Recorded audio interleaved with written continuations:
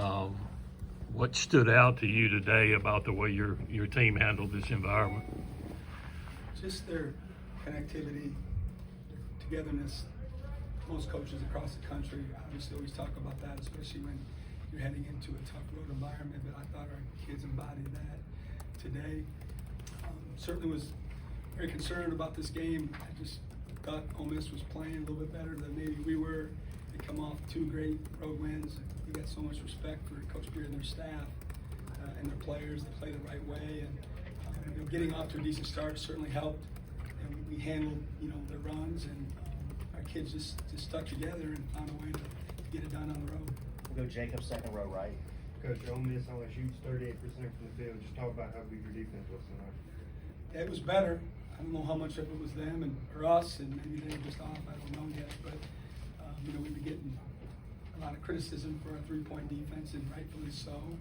And tonight, it was obviously much better.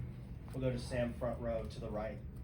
Talked a few times recently about getting those secondary scorers going. Tonight, you kind of had all 3 between Harris and Melendez and Kugel. It's just how important is it when you have those type of players, contributing consistently offensively for what this team tries to do? Yeah, I mean, let's just be honest. When we're not shooting the ball or getting much scoring from those 3 guys, it puts a lot of pressure on everybody else. And can we win without them scoring? Yeah, it's going to be really difficult. It's much easier for us to win when we have more contributions from more people, and I'm just happy for them. I'm happy for those 3 to play what they're capable of. I don't think any one of them, had a oh my God game. They just played the way we expected them to play all year long, and I'm proud of them. We'll go Brian, second row left. Coach, at the end of the first half, you had to go small with Michael and Keyshawn in foul trouble. How key was that stretch for that lineup to be able to extend the lead out? Yeah, it's kind of a dummy deal, right? Like, they forced me to do it, and I thought it worked really, really well. We played some small lineups against them the first time too, and we like when Cam is at the 5 sometimes because of his quarterback ability and just his IQ and running the offense. And I thought that was big. We were able to, like you said, survive some foul issues in the first half. We had 3 or 4 guys with 2, and we were able to get a little bit of a lead, which was great for momentum, coming out of the half. We got time for 3 more. We'll go Rick in the middle, second row.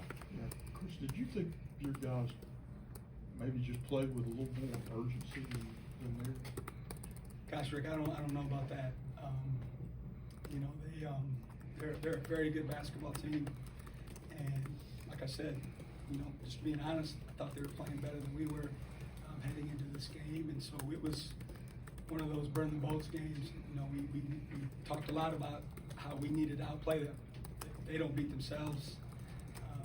They stay in games, and they figure out ways to win. And we needed to flip the script on them, and just super proud of our guys because that was an intense game, and they stuck together, and we had multiple guys make big-time plays and allowed us to win in a road game. Benjamin, second row right. Briefly, toward the end of that first half, you went into a 2-3 zone, it looked like, on defense. Is that something you feel comfortable playing, or do you just feel like it was what the situation called for against an Ole Miss team that plays a little bit of 5 out and doesn't always have a true center in there? Yeah, I mean, I'm not afraid to play zones. I played zones a lot, especially as I got older in my career. We haven't played as much this year because when we have, we just weren't very good at it. But we just wanted to throw them a curveball.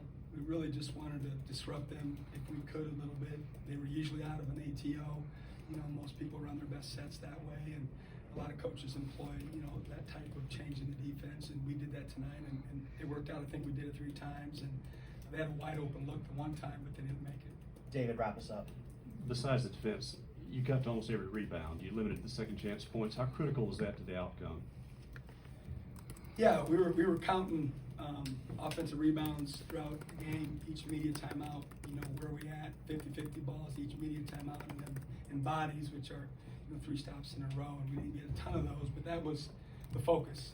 We talked about how that was the reason we won the game at our place, was the backboards. They certainly are aware of that. They were going to, talk about that ad nauseum leading up to this game, and we needed to, you know, take their best shot in terms of trying to keep us off the boards. And we were just okay at it in the first half, but our guys kept going.